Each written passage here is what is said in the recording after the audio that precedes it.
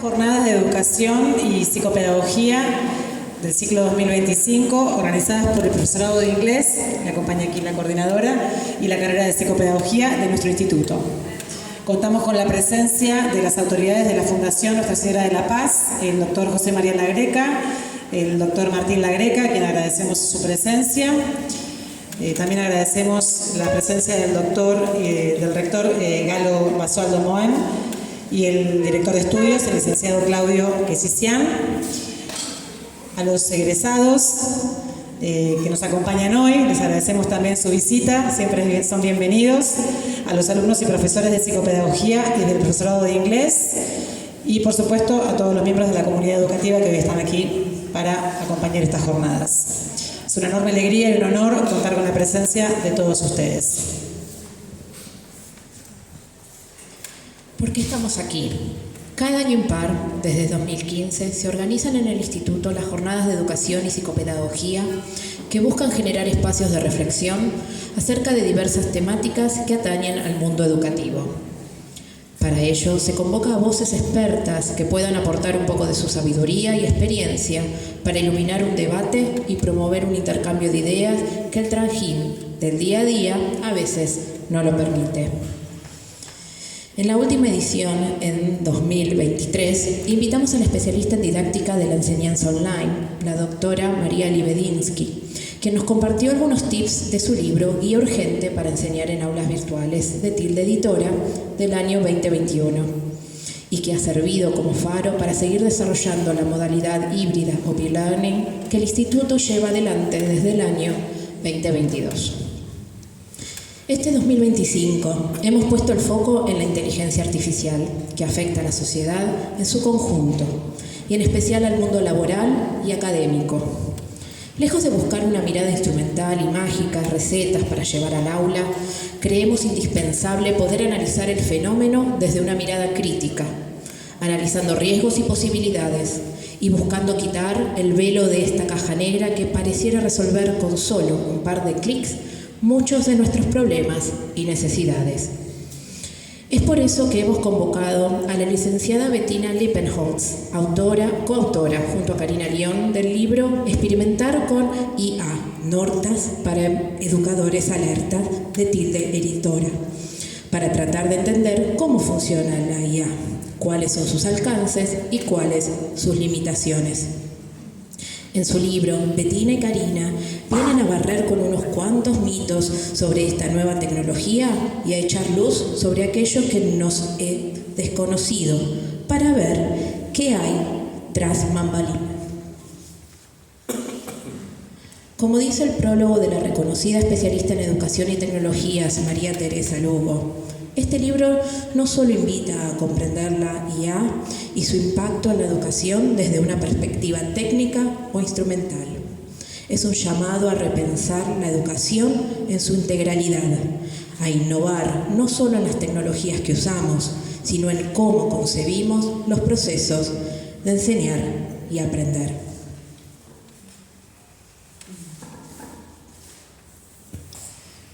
Bettina es licenciada en Letras de la UBA y documentalista multimedia de la Universidad de Sorbona de París. Ha desempeñado el cargo de jurado en diversos concursos literarios y de consejera alterna para la ley de mecenazgo. Se desarrolló como observadora internacional en Brasil y en Haití para la OEA y ha sido becada en varias oportunidades para desarrollar estudios e investigaciones en Italia y en Francia. Además, durante casi 20 años trabajó en el área de educación y de investigación en Educar, como documentalista multimedia, en esta área en la Secretaría de Educación de la Nación, en tareas de capacitación interna y externa sobre IA y en la escritura de artículos sobre la inclusión inteligente de la tecnología en educación para el portal educativo y relevamiento sobre tendencias y otros temas. Algo interesante en su currículum son algunas preguntas que definen su experiencia, como por ejemplo, ¿cuál fue el trabajo más divertido e insólito que tuvo? A lo cual ella responde, formular 100 preguntas por día para el concurso ¿Quién quiere ser millonario? Versión argentina. ¿Cuál fue el trabajo más comprometido y peligroso que llevó a cabo? Y a esto responde ser observador internacional en las elecciones para presidente en Haití.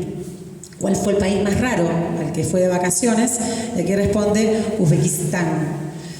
¿Y cuál es el nombre de su perro? Y el nombre es López. Durante más de 20 años desarrolló y ejecutó proyectos diseñados para conectar la tecnología con la investigación, la innovación y la cultura, tanto como documentalista multimedia como investigadora y curadora de contenidos. Algunas palabras claves que atraviesan a Bettina: museos, bibliotecas, instituciones, culturas, redacción, producción, curaduría de contenidos, investigación, formación docente, innovación, cultura digital, inteligencia artificial, transmedia, realidad aumentada, alfabetización digital, promoción de la lectura. La escuchamos.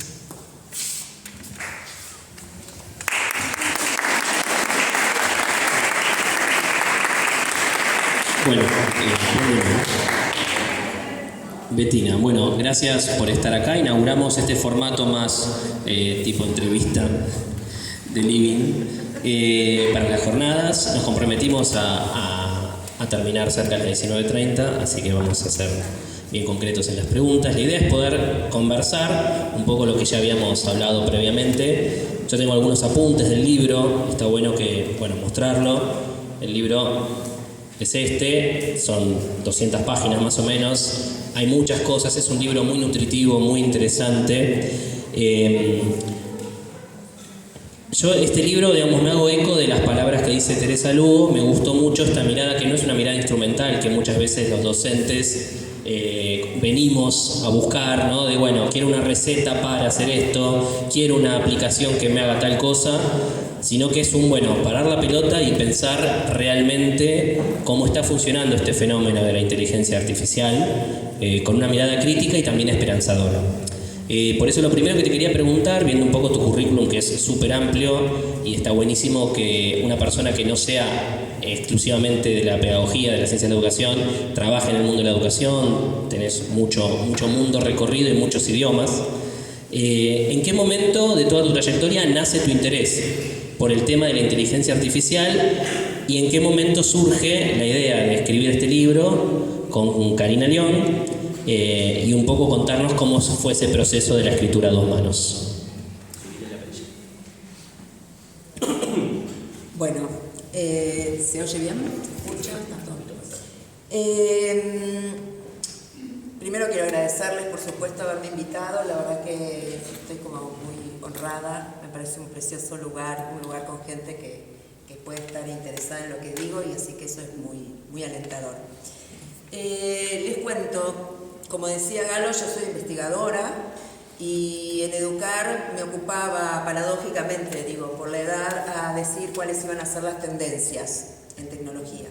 Y eso es porque soy una gran lectora y entonces leo y sé. No es que descubra América, sino que como una de mis tareas era justamente recibir información mundial, global, de todo lo que estaba pasando, evidentemente cuando algún tema se repetía, evidentemente iba a ser tendencia. Y esto pasó con la IA en el 2019. En el 2019 no existía el ChatGPT, no existía nada de eso, pero yo veía que en las noticias que me llegaban, los newsletters, los no sé qué, que uno está inscrito, todo el tiempo estaba el tema de la inteligencia artificial. Y acá va la primera parte, y lo que para mí es importante que yo les transmita es que yo no entendía nada, de nada. Me resultaba muy difícil, me resultaba no solamente un tema fascinante, pero que si uno no era un programador, era como una cosa de nicho, o sea, imposible de entender. Sí, uno leía lo mismo que ahora, 200 conferencias que dicen lo mismo, pero uno sigue sin entender. Entonces mi tarea cuando yo investigo justamente es tratar de entender y de poder explicar a los otros algo. Entonces, ¿qué me pasa así con todos los temas? No es que yo soy especialista en IA o especialista en realidad aumentada o en especialista en web semántica, sino que me pongo tan obsesiva en la búsqueda de información y de explicación de algo que yo después voy a tener que transmitir a los equipos, es que trato de buscar cosas que me faciliten esa comprensión. Todo esto que estoy diciendo, como verán, el robot no lo puede hacer. Esto viene a cuento, después vuelvo a lo que estaba diciendo, que es muy importante este tipo de detalles, más allá de que yo haga la broma, porque hay dos grupos en esto de la IA, los fatalistas y los no fatalistas. Karina y yo somos no fatalistas. O sea, quiero que sepan que nosotros pensamos que los robots por ahora no nos van a conquistar. Por ahora. Mañana no sabemos, pero hoy no. Así que tranquilos. Entonces, lo que pasó cuando yo me puse a investigar y que no entendía nada, era tratar de buscar jueguitos o ejercicios que me permitieran entender. Y de verdad que me fue muy difícil. Años estuve buscando, no es que fue en 2 días. Y en el 2021, 22, una cosa así, yo ya había entendido que era la IA y había entendido que el mejor modo en que yo había entendido había sido a través de juegos. Entonces lo que me puse a hacer fue buscar juegos que me explicaran cómo era el mecanismo, porque a veces uno como que repite, ¿no? Sí, bueno, entonces yo hice el algoritmo y me dice que eso es verdad. Y yo digo, ¿pero cómo? ¿Cómo? O sea, ¿cómo? No, bueno, porque entonces, si vos por ejemplo vas a Netflix y elegís una película, entonces después te va a poner la que a vos te gusta. ¿Cómo? O sea, para mí es importante entender eso que todo el mundo llama caja negra y que yo llamo ¿qué hacen los enanos de los robots que están ahí adentro y que no entiendo qué hacen? Bueno, y lo descubrí con jueguitos, vuelvo a repetir, que lo que hicimos fue desde educar, después dar esos talleres.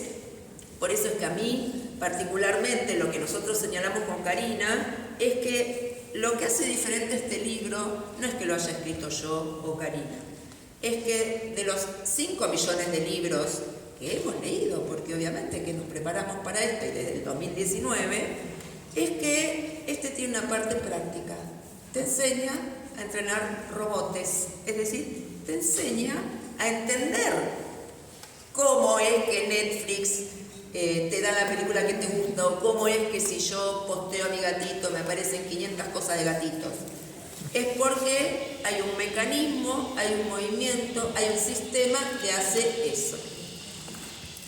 Y lo hicimos a través de juegos. Estos talleres los dimos en Tecnópolis, los dimos en el Palacio Libertad, los dimos en Plaza Ciencia de Matanzas, los dimos en varios lugares. Y la verdad es que lo que pasaba era eso, que entonces uno entendía.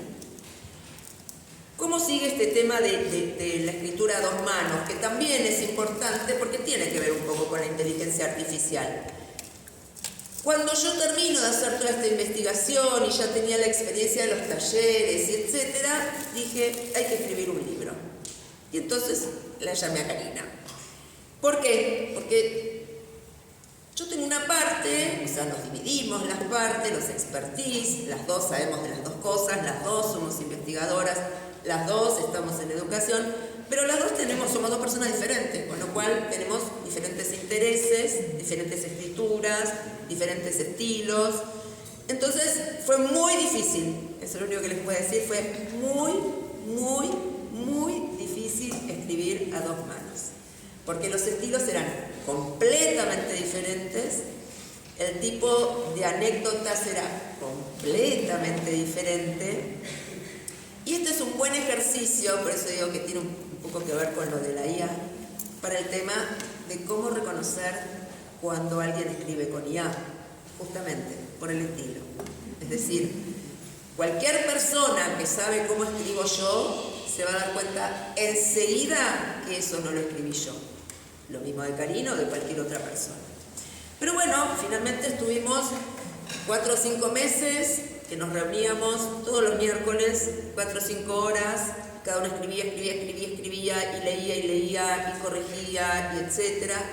Y yo tengo una característica que no me gusta hablar de los que no están acá, que es el caso de Karina, pero a Karina le causa gracia cuando lo cuente, es que yo siempre le decía, no te entiendo. Ella hablaba y yo decía, no te entiendo. Y la verdad es que eso también es una parte que no tiene nada que ver con la inteligencia artificial, pero sí con el aprendizaje, es hay que preguntar cuando no se entiende. Yo pregunto todo el tiempo, no me da vergüenza, creo que no hay preguntas tontas. Y entonces yo le decía, mira, Cari, a vos no se animan a decirte, pero yo no te entiendo nada. Y yo, evidentemente, no es que tengo un problema de comprensión, era que de verdad hablábamos de un modo completamente diferente. Ella es mucho más académica, yo soy mucho más informal, perdón. Y entonces todo el tiempo le decía, no entiendo. Al principio le causó gracia, después nos repeleamos, después volvíamos a amigarnos. Pero bueno, todo lo hicimos en conjunto, interviniendo en los diferentes espacios del libro, porque si ustedes ven, el libro está dividido en unas partes específicas. Primero está toda la parte de teoría y después la parte de experimentar, esto del taller. Y a pesar de que el taller, entre comillas, es en lo que yo me especializo y la parte teórica en la que se especializa Cari, todo el tiempo hay que intervenir, porque en la parte teórica entraban las anécdotas, los temas de cine y literatura que me gustan más a mí, pero en la parte de experimentar, Cari también tenía que intervenir en la parte de justificar ciertos elementos.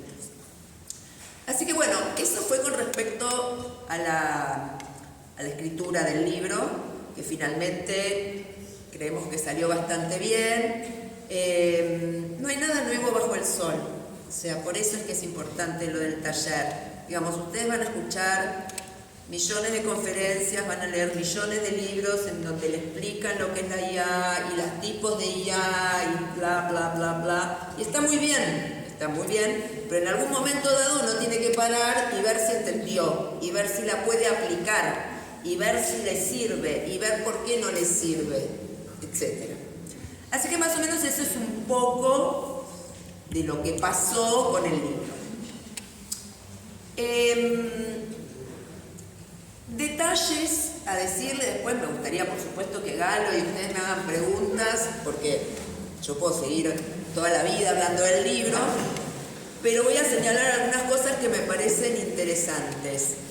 En primer término, esto, que yo les hacía una broma recién a las chicas en general, pero tiene que ver con esto de que leyó Galo y que decía Lugo, nosotras tratamos de no recomendar herramientas. O sea, vienen los docentes, viene la gente, y te preguntan enseguida qué herramienta pueden usar. Yo lo que les puedo contestar es un listado extensísimo de herramientas que van a encontrar en Google. Digamos, no necesitan que yo se los diga. Y además porque me parece que el mejor ejercicio para trabajar la IA es probar. O sea, vean, supongamos, no sé, un discurso hecho por IA, un discurso no hecho por IA, ¿quién lo hace mejor? Primero, ¿qué herramienta hace mejor el discurso? Después de probar 3 herramientas y ver A, B, C, la C hace un mejor discurso, después vean si es mejor que el humano. Entonces, ¿por qué digo esto? Porque justamente eso sí es una pregunta que nos hacen siempre y sí es interesante responder. ¿Y entonces qué hacemos? Porque vienen los alumnos y usan IA, ¿y qué hacemos? Que la usen. Primero porque va a ser imposible prohibirlo. Ya nos pasó con las TIC. Ya pasó que el mundo iba a desaparecer y nosotros junto a él, y nada de eso sucedió. Y ahora tampoco va a suceder. Entonces lo que tenemos que hacer es, con más importancia, con más fuerza que nunca, es esto del pensamiento crítico. Prueben, metan la mano en la masa, fíjense si es mejor el discurso que hace un ser humano o el que hace un robot. Posiblemente en algunas tareas, posiblemente no, seguro, algunas tareas las hace mejor la IA. Obvio, úsenlo, aprovechen, pero otras no. Entonces desconfíen de eso, ese es el tema. O sea, siempre después tiene que haber un ser humano que tiene que comprobar que lo que le entregó la IA está bien o está mal. Voy a parar un ratito acá porque si no puedo seguir. A ver si hay alguna intervención y después sigo con cosas que se me van ocurriendo. Bueno, en una parte del libro ustedes hablan como de esto de la posibilidad que se abre de personalizar la enseñanza, ¿no? por ahí contarles un resumen de las conclusiones a las que llegan, porque, por ejemplo, nosotros tenemos un postítulo en inclusión educativa y se habla mucho hoy por hoy en la carrera de psicopedagogía, en el profesorado y en el mundo educativo de, bueno, las aulas heterogéneas, y que la IA tal vez permita como nunca esto de individualizar la enseñanza de acuerdo a las necesidades de cada alumno. Un poco por ahí contarles algunas conclusiones a las que llegaron en ese apartado, y qué opinas vos de esa posibilidad que se abre. El tema de personalizar la educación también es un tema viejo. Digamos, cuando aparecieron las TIC, también dijeron, bueno, pero entonces esta herramienta va a servir para que los docentes puedan hacer otras cosas y no pierdan tiempo en esto. Bueno, los problemas y las preguntas se repiten y las soluciones, por lo menos de mi parte, son siempre las mismas. Hay una parte de la IA que puede facilitar la personalización, pero que tiene que ver con una cosa casi diría mecánica. ¿Esto qué quiere decir? Bueno, el robot va, escanea, lo voy a decir de manera informal, no exactamente cómo se produce, sino acá un informático me va a matar, pero quiero decir, para explicar, escanea y dice, bueno, este faltó acá, este se sacó un 7 acá, este no sé qué, este no sé qué. Hace un Excel, controla y entonces saca conclusiones. ¿Y después qué? Porque ese es el tema de la personalización, es decir, en China hay un montón de situaciones en las que se ha personalizado. El problema es que la personalización nunca termina siendo tan personal. Esto es lo que pasa. Yo les voy a contar una anécdota que está en el libro, de que a veces cuando no se saben las especificidades o entra en el tema de los sesgos, la personalización no sirve. ¿Qué quiere decir esto? Por supuesto que todos queremos una educación inclusiva, una educación donde cada uno sea escuchado y no sea un número, donde cada uno se le dé aquello que necesita, por supuesto. Pero bueno, no es tan fácil, sino uno tendría que tener 3 alumnos. Entonces, la personalización de la que habla la IA en general tiene que ver con tareas que no se hacen o se hacen, pero sacando estas conclusiones que yo les estoy diciendo, que son como bastante abiertas. En un momento había una profesora que estaba tratando de verificar si los alumnos usaban o no IA en sus trabajos. ¿Okay? Entonces,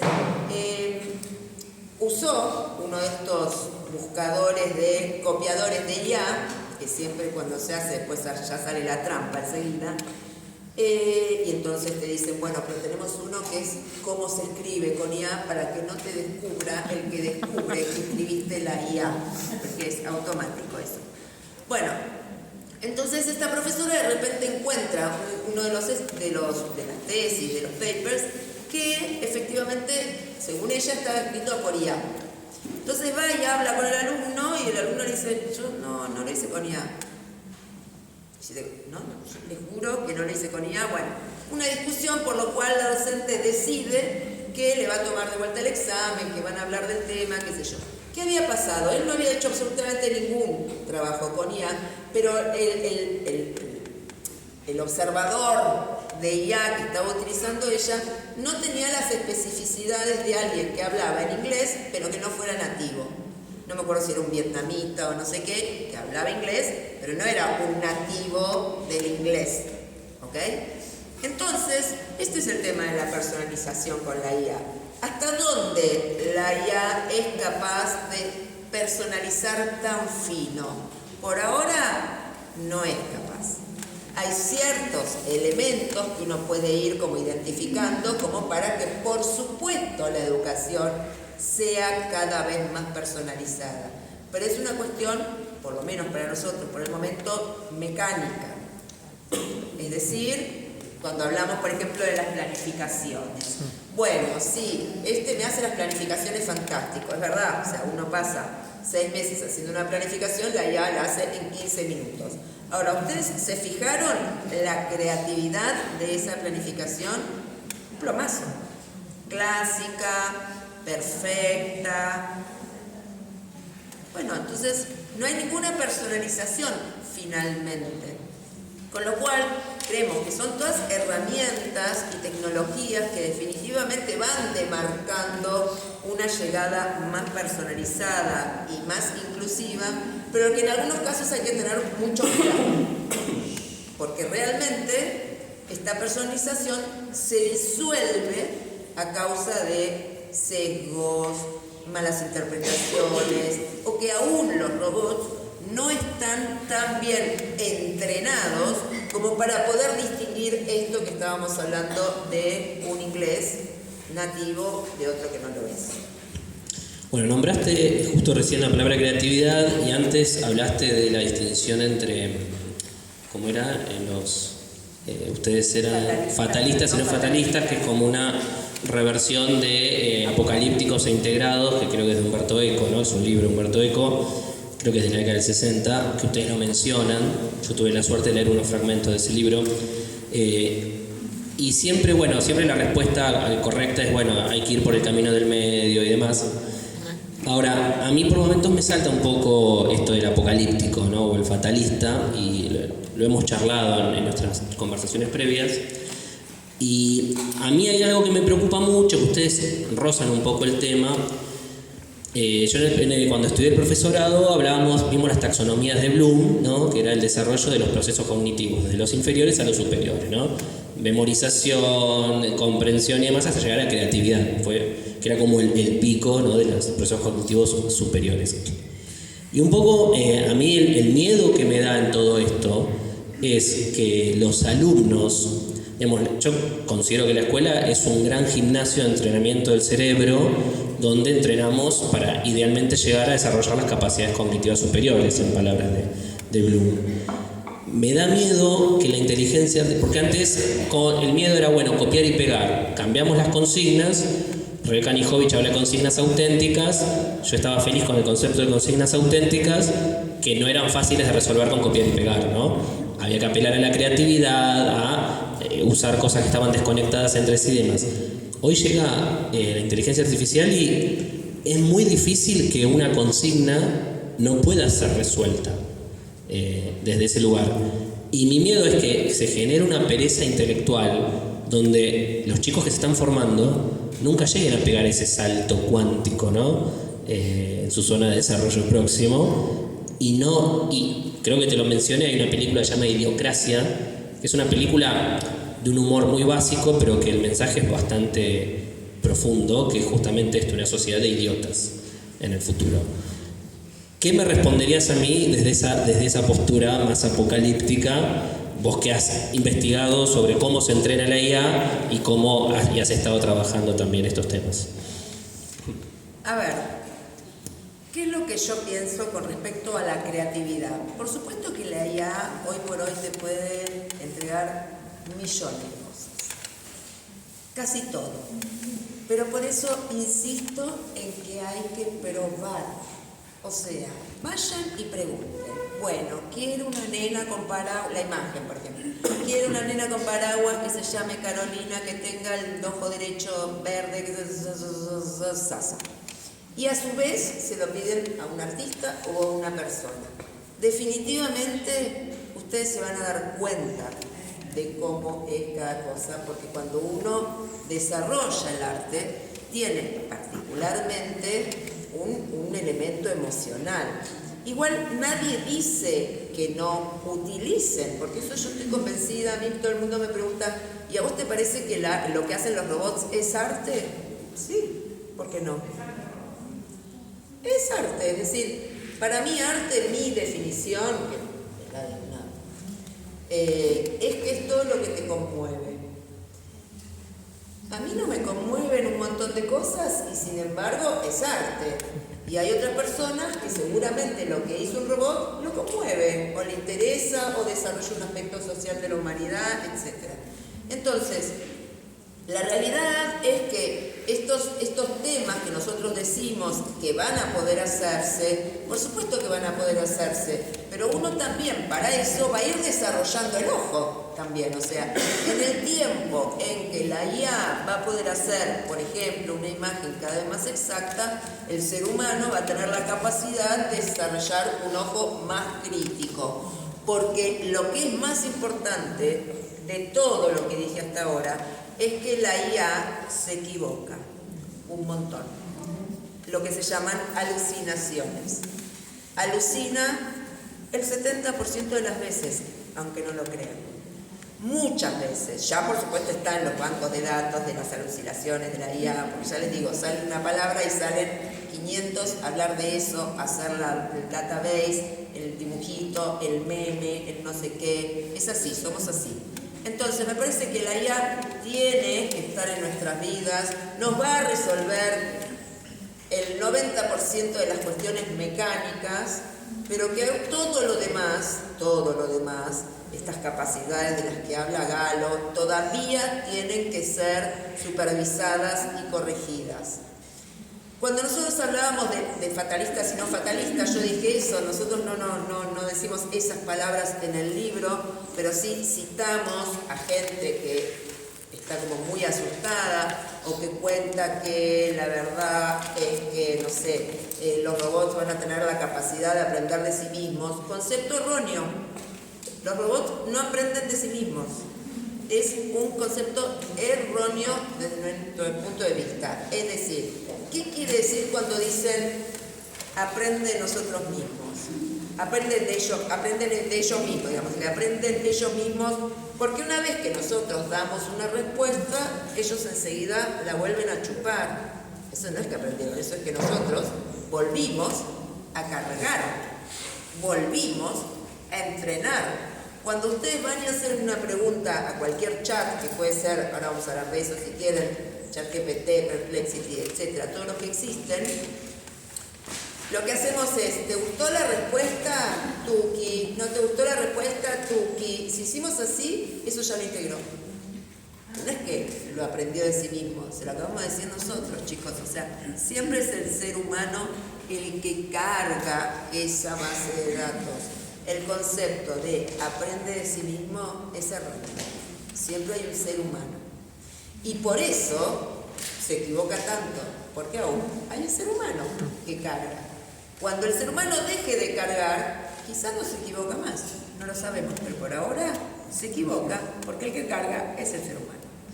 Entonces, respecto a esto que decíamos, es importante entender que la creatividad y todos los aspectos que tienen que ver con cosas, ustedes piensen que la IA, toda la información que le responde, la sacó de algún lugar, no la inventó, ni la creó, ni la imaginó, la saca de algún lugar. Yo les diría, el 80% de las preguntas que yo hago, no sé si porque serán raras o difíciles o creativas, me las contesta mal. El 80%. Porque son preguntas, justamente, de información que no está. Porque si no, ya la hubiera buscado yo. Porque a eso me dedico. Entonces, si no la encontré, es porque no está. Y entonces la IA tampoco. Hablan a lo largo de todo el libro y en algún capítulo en particular de la palabra sesgos, que creo que es una de las palabras que más se repite en todo el Si hacemos una sí, si le pedimos a la IA que resuma las palabras. Por ahí contarles así muy brevemente por qué es tan importante para ustedes el análisis de los sesgos de la inteligencia artificial. El tema de sesgo es justamente esto de lo que estábamos hablando, es decir, aquellos que cargan la información en los robots, en las IA, lo mismo, son seres humanos, ¿ok? No se cargan por ósmosis, los cargan seres humanos. Y los seres humanos tenemos prejuicios, esto que se llama sesgo. Entonces, la realidad es que no lo podemos evitar, porque a veces no es por maldad, a veces es por ignorancia, por desconocimiento.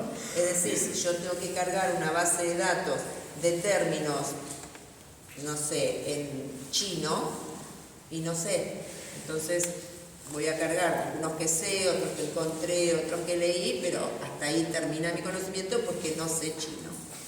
Entonces, lo que pasa con los sesgos es que a veces, por supuesto que son intencionales, definitivamente, y a veces no.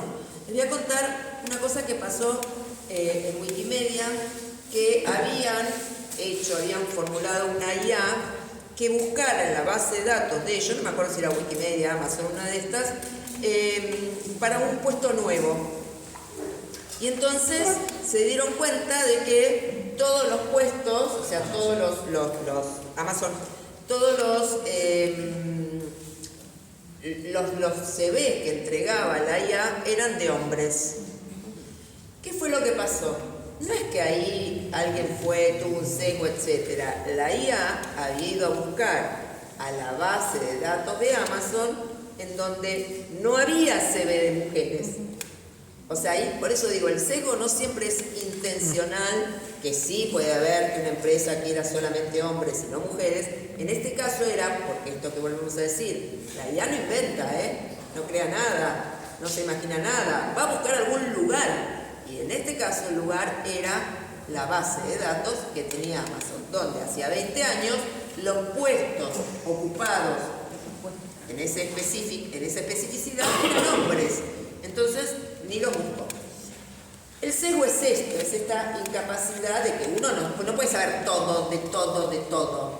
Entonces, están los prejuicios y está la ignorancia. Por eso lo que en general se dice es que cuando uno hace, o sea, conforma, programa un robot, una IA, lo que tiene que tratar de hacer es tener un grupo multidisciplinario, de manera de que lo que uno no sabe, lo sepa el otro. Y si es un tema muy específico, que haya, por supuesto, especialistas. Porque es importante esto de reconocer. Quiero contar el ejemplo específico, porque sé que hay muchos docentes de inglés.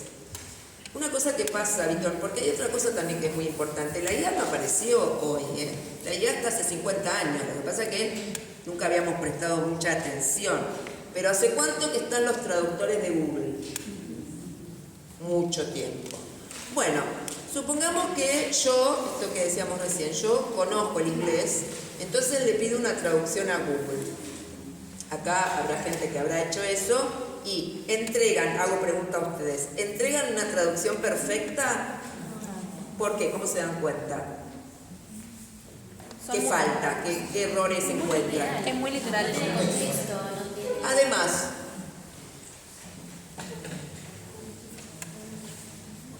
a veces dice cualquier cosa, o sea, está mal un verbo, quiere decir. Bueno, pero vos te das cuenta. ¿Por qué te das cuenta? Porque sabes inglés. Exacto. Pero imagínate si yo te digo que hagas lo mismo con un idioma que no conoces. Como yo te digo, yo le digo que me traduzca en chino, y yo divino, ¿viste? Me queda una cosa preciosa así escrito con una cosa rarísima. Pero no sé si quizás es como vieron esos memes que dicen me tatué acá y dice pollo frito y yo pensé que decía el amor de mi vida. Es lo mismo, o sea, la verdad es que siempre se necesita el ser humano que confirme, y para que confirme tiene que saber. O sea que esto de que la IA te resuelve, en realidad la IA te asesora, te ayuda, te simplifica, pero no te enseña nada de cero. O sea, vos ya sabés un montón antes. Entonces, eso es importante, tener en cuenta que el sesgo es esta incapacidad de saber todo y que uno lo impone en un entrenamiento de una IA. Sí, relacionado con eso, resalté una frase en la página 157 que dice: la IA es asistencial, pero nunca definitiva. Y volviendo me gustaría hablar por ahí de los mitos, que es una de las primeras partes del libro. Es una parte muy interesante porque es como que mitos barra miedos, tal vez. Ustedes dicen, bueno, uno de los mitos, siempre que aparece una nueva tecnología, es esta tecnología nos va a reemplazar o no. A ver, hoy por hoy son varios los agoreros tecnológicos que dicen, sí, nos va a reemplazar en un montón de profesiones.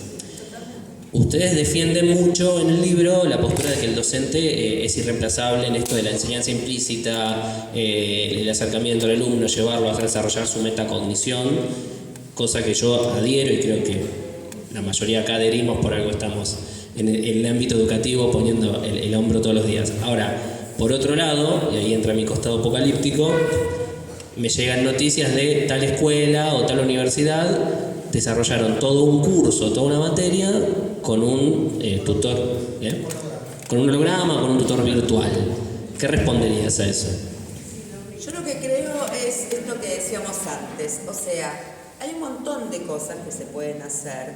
El mito está en que el alumno no entendió el proceso, o sea, qué es lo que no hacen ahí. La información no es conocimiento, la información es data. Para eso tiene que haber un proceso que el docente explica, propone, ejemplifica, o sea, todo un proceso para que esa data devenga conocimiento. ¿Se entiende? Data, hay millones y millones, esto que decimos siempre en internet, mucho ruido. Y con la IA pasa lo mismo. Entonces, lo que yo creo es que por eso es mucho más importante que saber IA, es desarrollar el pensamiento crítico. Y como nosotras somos personas que estimulamos eso, por eso es que nos damos las herramientas, porque las herramientas las pueden ir a buscar en cualquier lugar. Lo importante es que hagan todo, pero sí que el mejor ejercicio es usar esas herramientas. Es decir, el otro día en la televisión, no me acuerdo en qué programa, que alguien decía, bueno, pero ¿y cómo hacemos después entonces para explicar? Bueno, el proceso es eso, que cada estudiante, alumno, docente, formador, pruebe las dos maneras, pruebe qué le da mejor. Entonces, el holograma, si el holograma logra estimular que el alumno la pregunta, la repregunta, o sea, si logra todo eso, bueno, me parece fantástico. O sea, estoy de acuerdo. Lo que yo no creo es que lo logre. Eso es lo que pasa. Entonces, por eso digo que, por supuesto que va a haber un montón de cosas que efectivamente te faciliten, lo hagan más llamativo, la lucecita de color, todo divino. Pero el proceso, la capacidad de que el alumno entienda algo o diga, bueno, a ver, yo hago, por ejemplo, no sé, uso una herramienta tal para edición, por ejemplo, para las imágenes. Hay herramientas que te dicen si una foto está hecha con IA o no. Nosotros en el libro citamos 2 o 3 y además, esta es otra cosa, no damos herramientas, aunque por supuesto que citamos algunas para que entiendan lo que estamos explicando, porque hoy funcionan, mañana son pagas. Es así, entonces bueno, hay que buscar nuevas.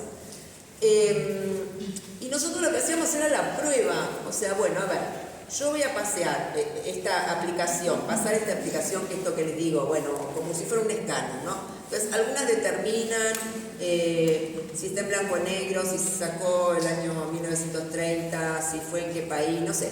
Y esta tiene otras categorías. Bueno, si tiene la programación, pusieron una palabra clave, ¿ok?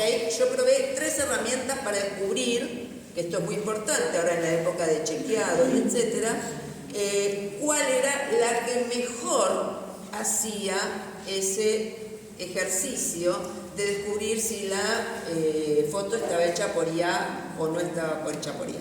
Ese es un trabajo crítico, definitivamente, no el usar la herramienta, el comparar 3 herramientas.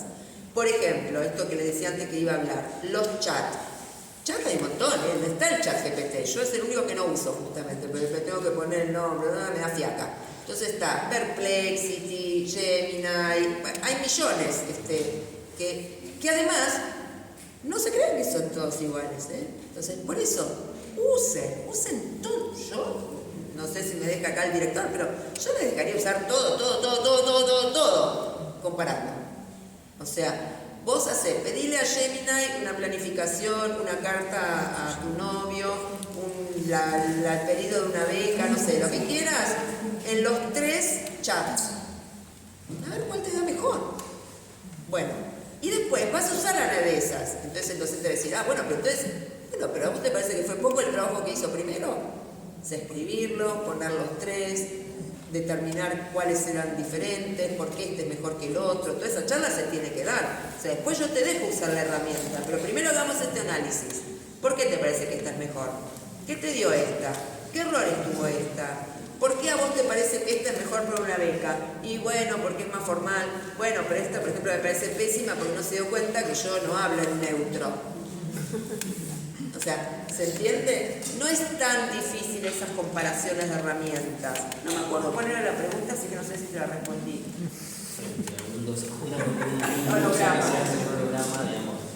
Bueno, eso, vuelvo a insistir que yo creo que todas esas actividades son buenas muy buenas y que te facilitan, pero que tenés que ver si realmente son mejores que un ser humano o si son, digamos, complementarias. Hay un concepto que por ahí lo rozaste un poco, pero que también aparece en una parte del libro, me parece muy interesante, que es el de burbuja de filtro. No sé si querés explicarles por ahí no es... Y creo que es muy relevante, creo que nos afecta en el día a día y que por ahí es uno de los riesgos más grandes que hay con la inteligencia artificial. El concepto de burbuja es un concepto de 2011 más o menos, o sea que ya existía antes de la IA. Es un concepto que a mí me encanta, lo de la burbuja de filtro. Busquen el video porque es extraordinario, que está en YouTube.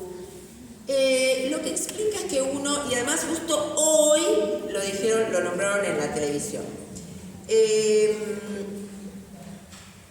Cuando uno entra en un circuito, en su grupo, mismo en lo analógico, digamos, yo tengo mis amigos, escucho a mis amigos, siempre hablamos de lo mismo, creemos que nosotros tenemos la verdad revelada, etc., ¿no? Bueno, en las redes pasa eso todo el tiempo y ni siquiera manejado por nosotros. ¿Esto qué quiere decir? Yo pienso que va a ganar River, porque es una obviedad. Tengo 5.000 seguidores que decimos que va a ganar River. Sí, por supuesto, porque nunca te apareció un seguidor de Boca, vos. Porque tu burbuja es River. Eso es lo que se llama burbuja de filtro. Nosotros creemos que hemos escuchado todas las opiniones y lo único que escuchamos siempre son las opiniones de nuestro grupo de pertenencia. Esto pasó en las elecciones de Obama, que fueron, creo que en 2011, no sé cuánto. Ahí se descubrió que en realidad existían estas burbujas que a los demócratas les llegaba toda la información de demócratas y a los contrarios lo contrario. Entonces decían, no, esta es la verdad. No, lo que pasa es que vos estás limitado a tu grupo, pensás que lees toda la información del mundo y no es así, porque esa información ni siquiera te llega. Porque de eso se trata, por ejemplo, una IA o una red que por supuesto te envía lo que sabe que te va a interesar. Los gatitos. Entonces, uno nunca sabe que además existen las tortugas, porque nunca vio una. Esto es lo de la burbuja de filtro. O sea, nosotros estamos encerrados en circuitos que pensamos que son muy abiertos y no lo son. Ahora, la IA es más rápido en esto de mandarte solo la información que pertenece a tu grupo, lo que hace una cosa muy limitada.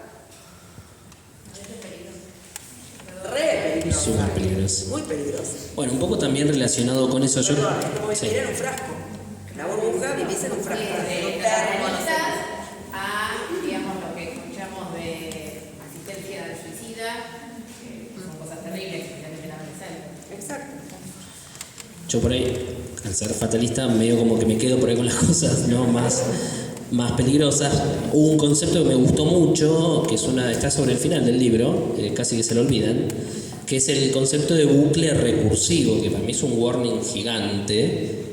No sé si lo querés contar, digamos, cómo llegaron a eso. Digamos, yo lo que entendí es como que, bueno, en algún momento la IA está tomando datos de gente, cosas que ya fueron creadas por humanos, y está haciendo refrito.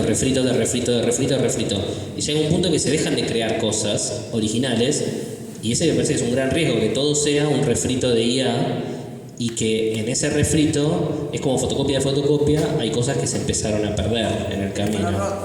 Exacto. Dice bucle recursivo y dije, ¿qué? Claro, el teléfono descompuesto. ¿De qué será? Bueno, Lo dice en el libro. Sí. La cosa es así, son los datos sintéticos.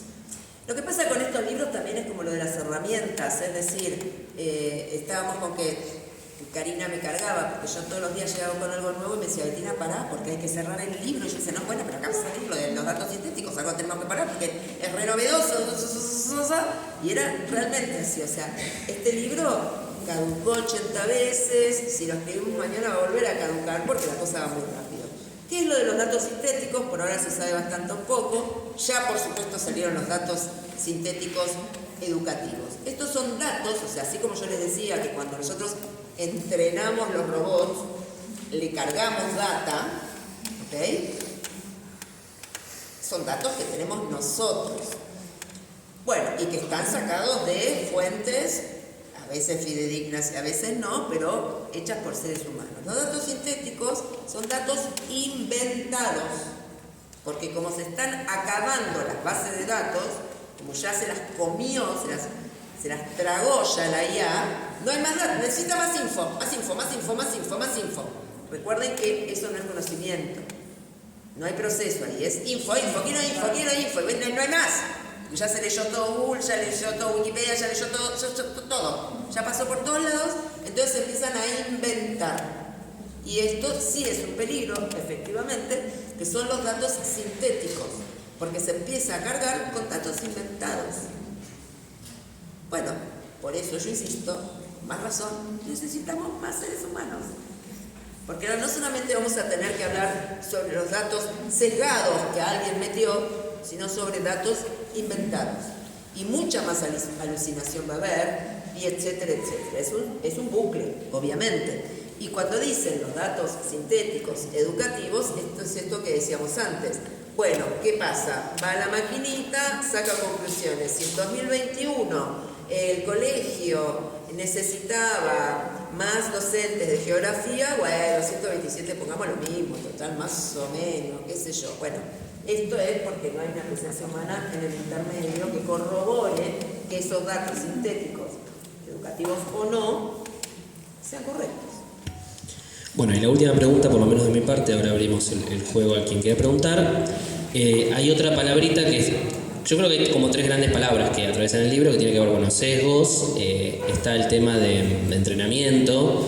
Recomiendo mucho la parte de que este libro ayuda a visibilizar lo que es la caja negra, de cómo funciona la inteligencia artificial, por eso me parece muy potente. De hecho hay muchos ejercicios que proponen vinculados con el acto educativo. Y hay una palabrita que atraviesa también todo el tiempo, que es la curaduría. De hecho, en una parte dice, la redacción de un prompt es un acto de curaduría.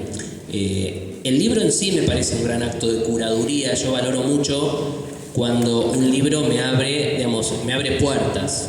No me da respuestas tajantes, sino que me abre nuevas preguntas. Y hay links a videos, hay links a películas, realmente en ese sentido es valiosísimo. Me encantaron las notas al pie. A veces uno las notas al pie las pasa por alto y acá en las notas al pie son riquísimas. Es como un segundo libro, ¿no? Un subtexto súper valioso. Ahora, ¿qué valor le das vos al acto de curaduría pensando en un docente y en este deseo de implementar la IA? Bueno, curar, vieron que ahora está de moda, todos hacen curaduría. Curar viene del arte. Cuando uno dice la curaduría de una exposición, lo que hace alguien que sabe, empecemos, ¿no? Alguien que sabe, decide qué va y qué no va. O sea, ese es un acto de curaduría. Separar, no me acuerdo cómo se dice el trigo de no sé qué.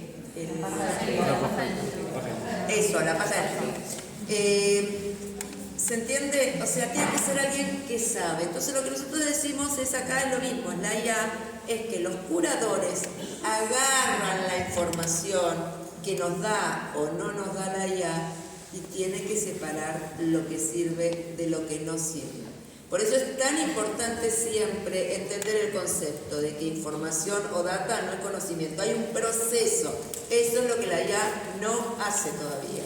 No tiene esa capacidad de separar. Ella da, tira, y bueno, y agarrate, ¿viste? Qué sé yo, quizás pasa. En general, pasa. Porque si no nos tomamos este compromiso, esta responsabilidad como docentes particularmente, de hacer una limpieza, de verificar, de comprobar, de esto que decíamos, de poner 38 herramientas y ver cuál es mejor, comprobar con relación a un humano. Esto es curar. Curar es elegir la información sin ruido. Es hacer una separación de las cosas que sirven, y no sirven.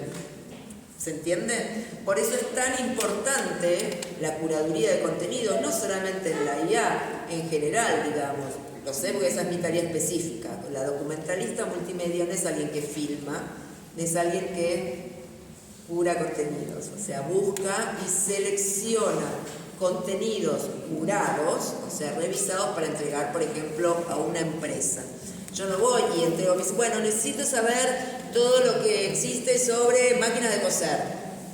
Bueno, de qué año, de qué tipo, eléctrica, no eléctrica. El curador va haciendo esta personalización, especificidad en cada uno de los contenidos. O sea que hay un proceso para que esta información o se personalice o quede sin ruido, lo que llamamos ruido. Bueno, clarísimo. Bueno, nada, yo la verdad que es un libro que recomiendo un montón. Yo lo he leído por partes y voy y vuelvo. Es como que cada vez que lo releo algunas partes le voy encontrando cosas nuevas. Me parece la verdad que muy sabroso, muy comprensible y creo que muy útil para quienes estamos iniciando este camino. ¿Alguien quiere hacer alguna pregunta? ¿Algún comentario? Sin vergüenza. Sí. Bueno, primero agradecerle porque me pareció súper interesante y sobre todo muy clara a la hora de explicar. Y a partir de tu exposición, me puse para el de los no fatalistas, porque realmente me parece, sí, todo eso, para el otro lado de gano, pero me parece... No me parece que lo hace a propósito. Sí. No, pero de verdad me parece muy interesante porque como decís esto del holograma que puede ya repasar a los docentes, ¿no? Me interpelan de ese lugar y obviamente que me parece que todavía sigue haciendo falta la presencia, ¿no? La existencia, porque ya no se cría, porque para nada va a ser reemplazado. Y por un lado te quería preguntar esto que se llama inteligencia artificial, teniendo en cuenta que hay varias excepciones de la palabra inteligencia, ¿cuál es la inteligencia que subyace a esa definición? ¿Eso es un concepto único, una inteligencia múltiple? ¿Cuál es la idea? Mira, en primer término lo que quería comentar con respecto a lo que decías antes, esto de que los va a reemplazar y etcétera, y que te diste cuenta de que efectivamente todavía no. Ustedes piensen en espacios que tengan que ver con el... Después vuelvo a lo que me están diciendo. Que tengan que ver con el ser humano específico. Por ejemplo, la ironía, el humor. La IA no entiende nada de eso. O sea, sí, por supuesto, que ustedes piensan que sí, porque él te dice, ay, yo sé que vos estás triste, entonces yo te voy a decir, no, mentira, lo copió de algún lugar. O sea, no, vuelvo a insistir, no inventa. Eso no le quita peligro, pero quiero decir que tiene que haber todavía un ser humano para ciertos detalles que son completamente humanos. Y esto tiene que ver con la inteligencia que subyace. La inteligencia artificial es artificial.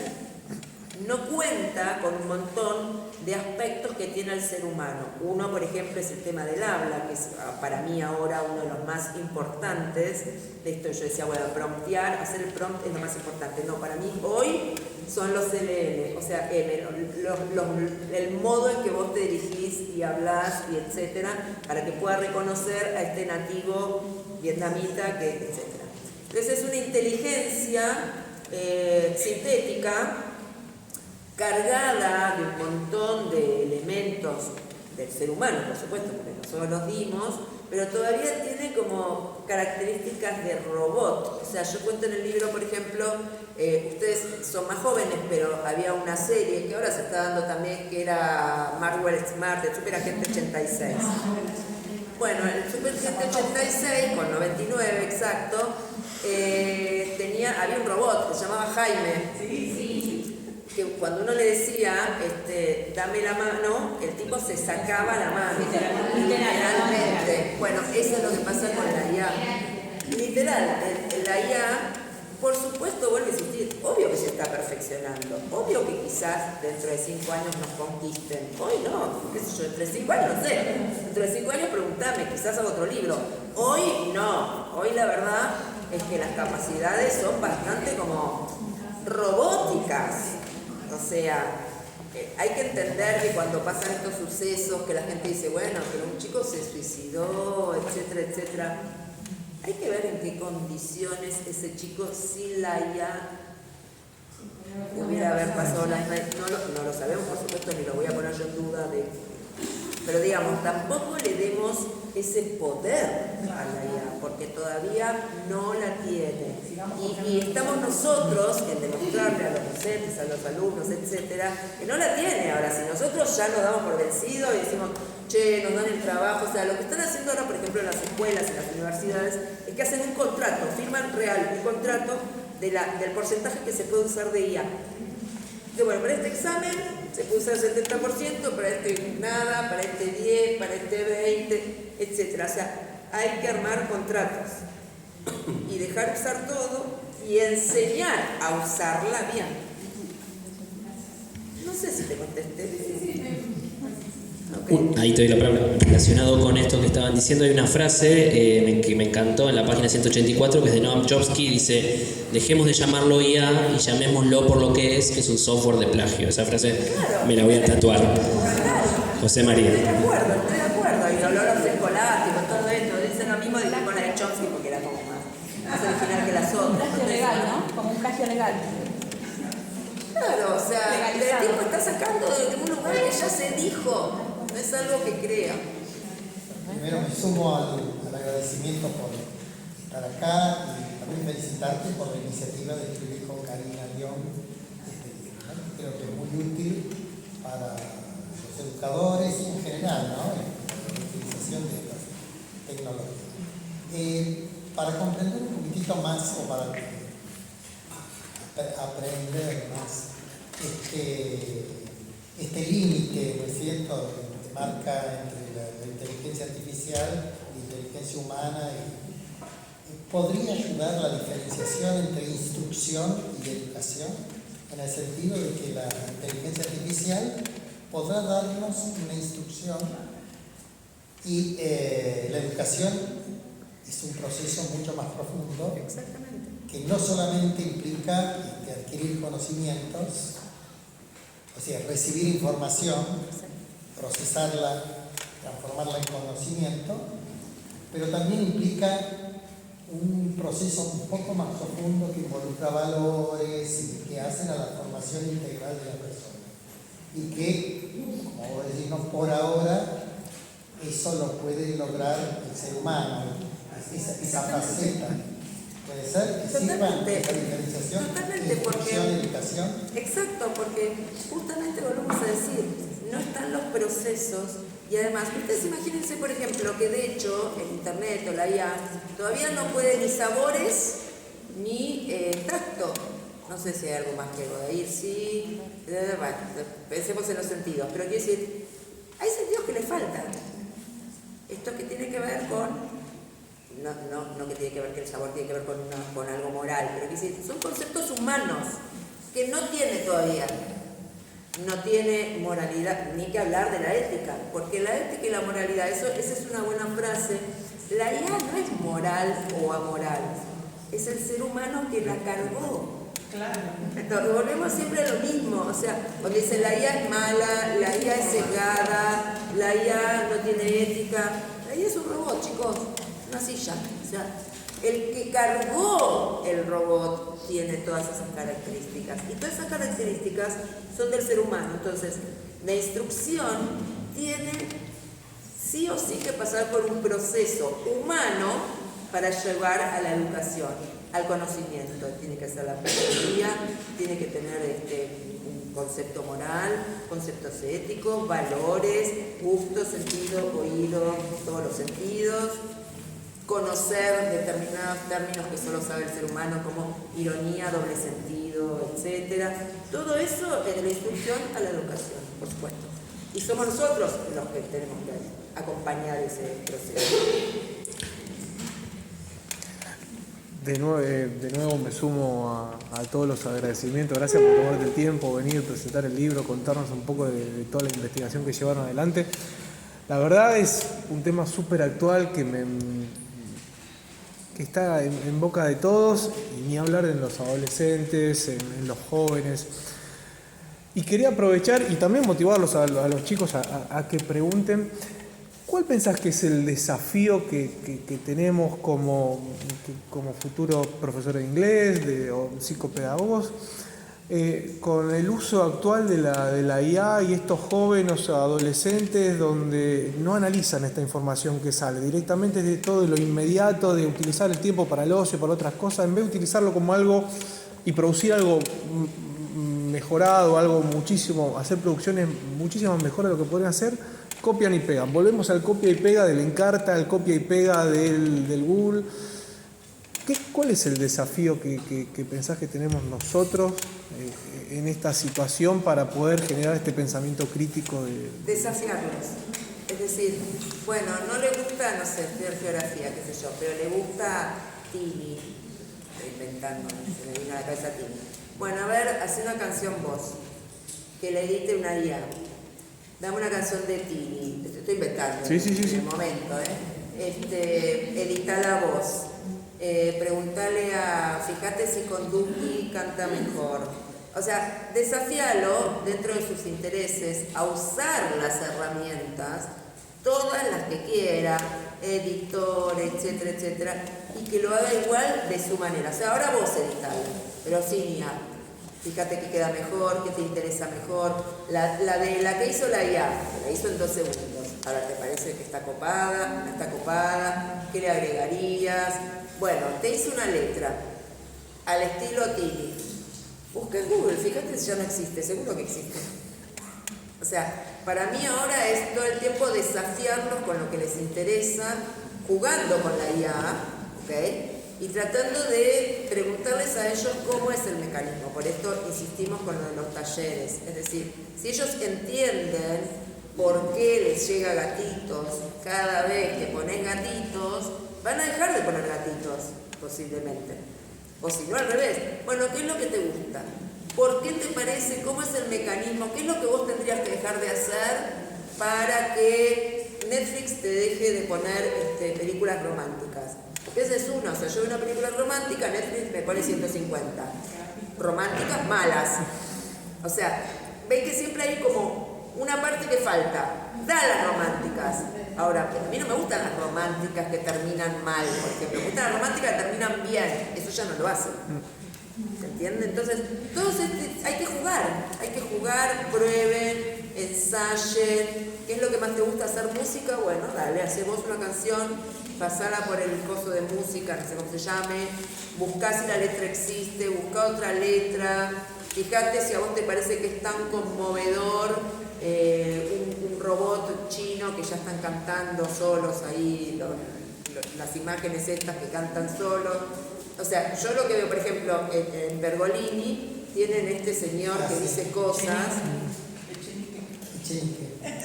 Bueno, es obvio que sí, chicos, o sea ahí no hay mucho. Es IA. O sea, habla como un robot, se parece a un robot.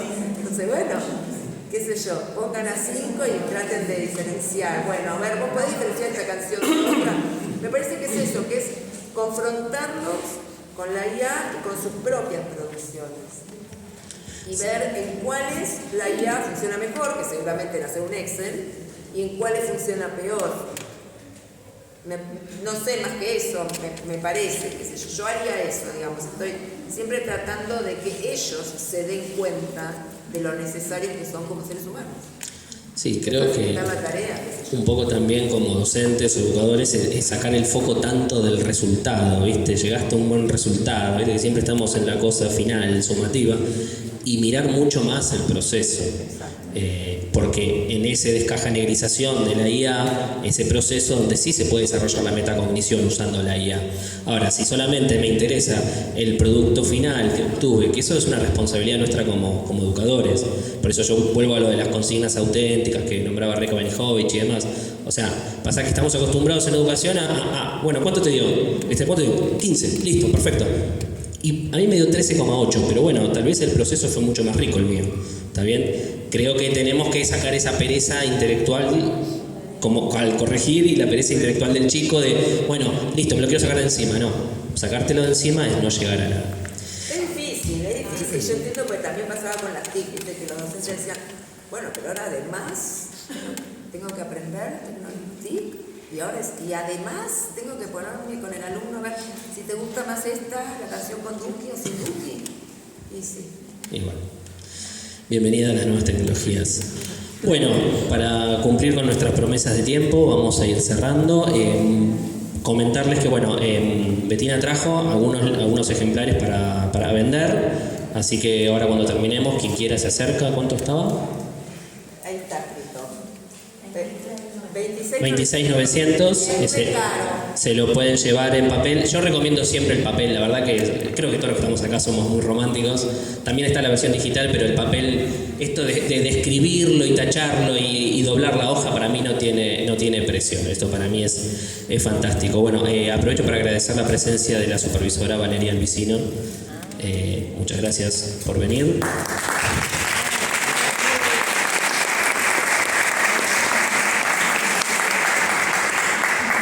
Gracias por los aplausos, pero hoy no son para mí. ¿Sí?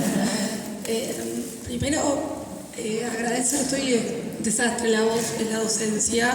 La IA no reemplaza esto y no nos ayuda todavía con eso. Primero, valorar y destacar a la institución, ¿sí?, con esta iniciativa, porque, digo, hay todo un trabajo institucional, hay un proceso que hace que hoy Bettina esté aquí y es riquísimo todo lo que estás diciendo, ¿no? La mirada que das, no tengamos miedo y empecemos a motivar a los estudiantes para que usen la IA. Anímense a preguntar. Me parece que no debe haber como un montón de cosas por decir. Anímense a preguntar. Estos espacios son para eso. Aprovechemos todo ese saber, ¿sí? Estoy segura que hay preguntas por ahí. Hay que animarse. Animémonos a esto. Retomemos con esto de que no hay preguntas tontas, ¿sí? Ya lo decía Paulo Freire hace tanto, ¿sí? Se retomó hoy, entonces preguntemos, valoremos estos espacios. Nuevamente creo que el aplauso es para vos, es para la institución y desde el Ministerio acompañar y que estos espacios de reflexión se den continuamente. Bueno, me parece que es eso. Hoy estamos acá reflexionando sobre, bueno, está la IA, mañana habrá otra cosa, ¿sí? Pero nos sentamos a repensar, a reflexionar y a decir cómo podemos ir por más, cómo podemos seguir motivando, porque todos elegimos esta profesión maravillosa que es la docencia desde un lugar, desde el otro, pero educar, ¿sí? Después de esto, creo que alguien va a preguntar, ¿no? No me dejen ahora así. ¿Hay preguntas por ahí? Ah, ya, muy bien. Buenas noches, ¿cómo están? Muchas gracias por venir. Me sumo al agradecimiento de todos por hablar. Quería saber qué controles hay en cuanto a la inteligencia artificial.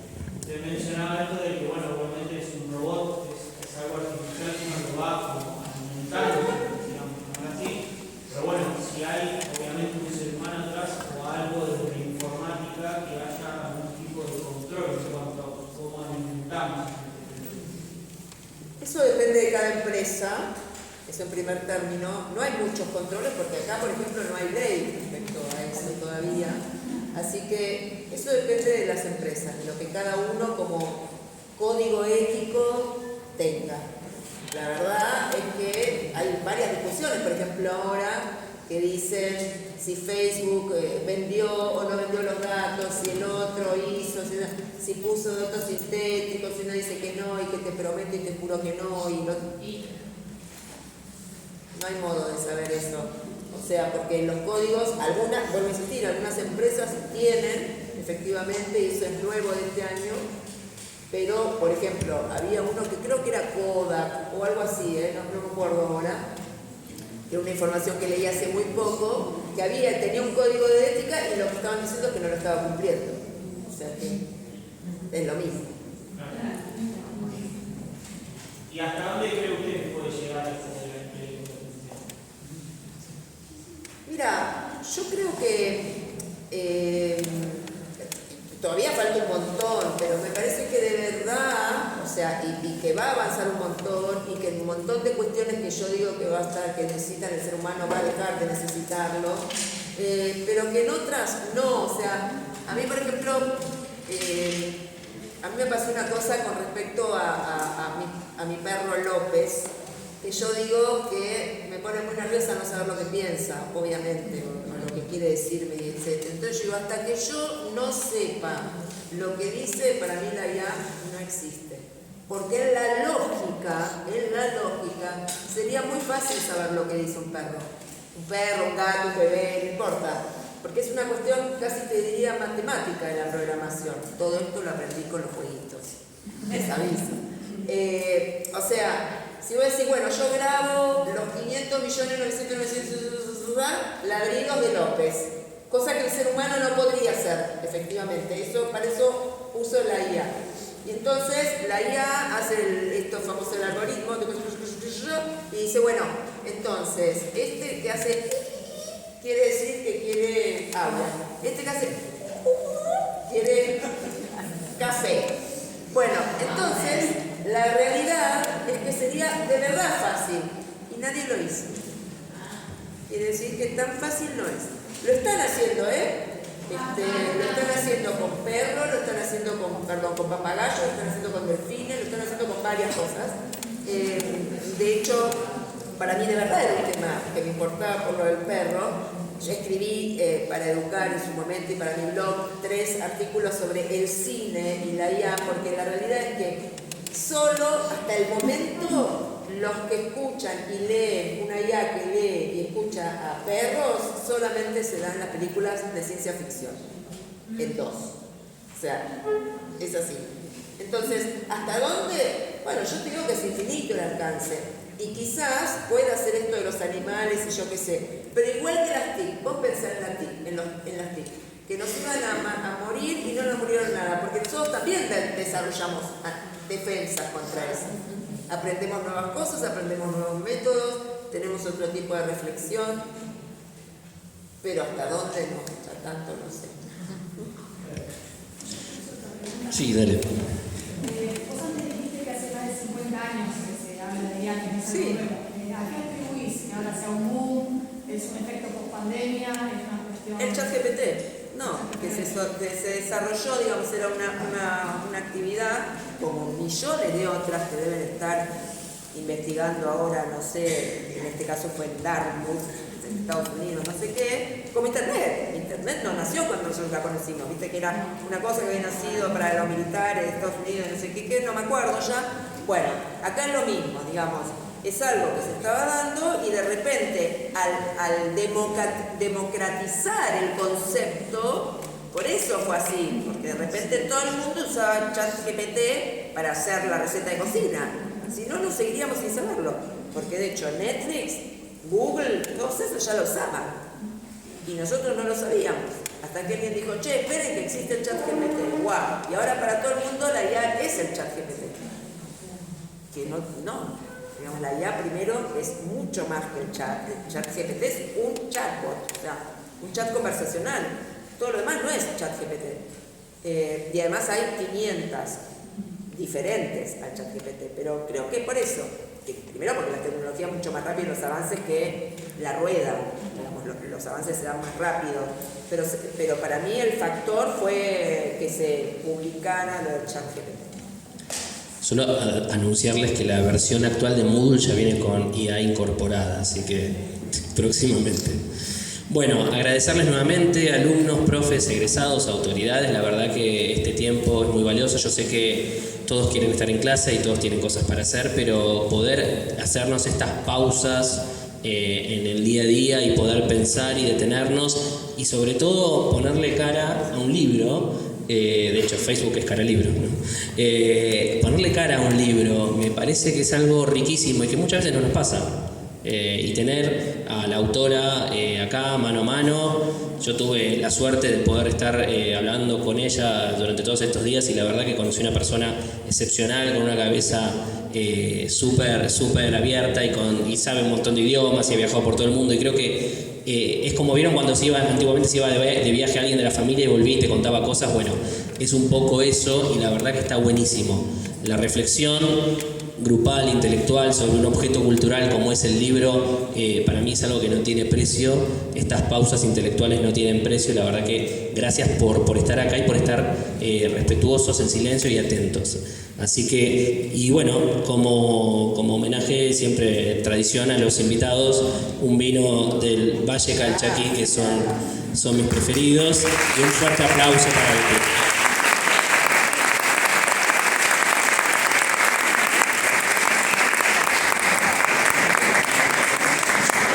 Bueno, damos por terminadas las jornadas de este año. Muchas gracias a todos por estar aquí. Muchas gracias.